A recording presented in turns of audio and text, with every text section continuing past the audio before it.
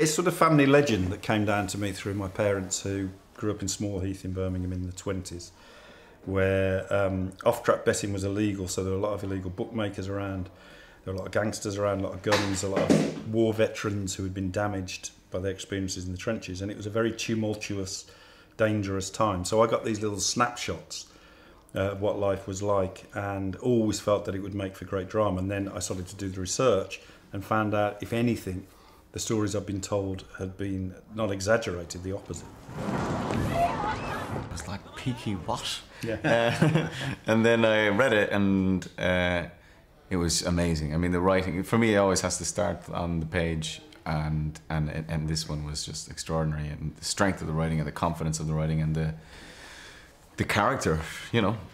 So I desperately wanted to be involved. Finn? Arthur's mad as hell. What does a 10-year-old know about hell, eh? I'm 11 Sunday.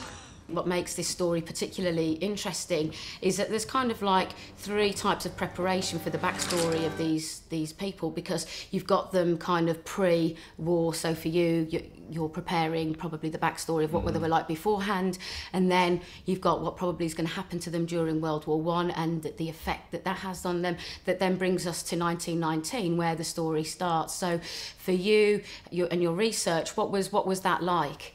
Yeah, well, you've outlined it very well. I mean, it was basically to try and get a sense of what these men went through in the First World War. So I read a lot about that, and then, you know, the idea of knowing that and then realizing that they were just thrown back into society without any help or any awareness of. I mean, shell shock existed, but there was no sort of treatment for it except just to lie in a bed, you know, and PTSD didn't exist, and there was no pharmaceutical. So these men who had learnt violence as a form of expression were just then back in society, and all of the, you know, all these guns came back with them. So it was a crazy time, you know.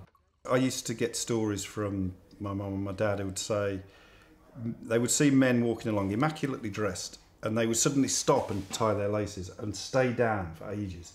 What they were really doing was sheltering from a shell that was in their head, but they couldn't do that. They couldn't make it obvious what they were doing because it wouldn't look good. They couldn't let people know. So they would just pretend to tie their lace, but they'd be down there for about 3 minutes.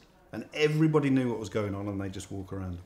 And within the society, everybody knew these people were really damaged. There was no solution to it, and sort of no sympathy as well. And the common thought at the time was if you show sympathy, they'll fall apart. Danny Whizbang was a real person who just used to lose it and just smash up pubs. And then he would come to, and they'd say, you're not there now, you're here, you're back. But I think, you know, one of the things that it would be unacceptable to depict was there was a huge amount of domestic violence, where soldiers who were just about to explode. And you can imagine in a family, and all of the stories I ever get from those days it was routine.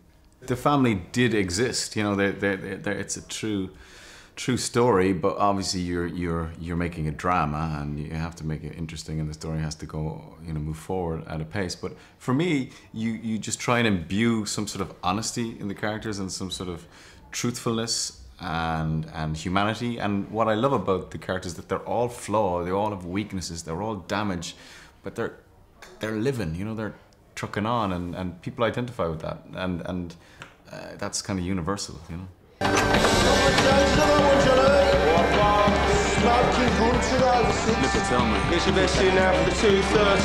One thing that people are saying that to identify it with is Boardwalk Empire, because it's very stylish and slick.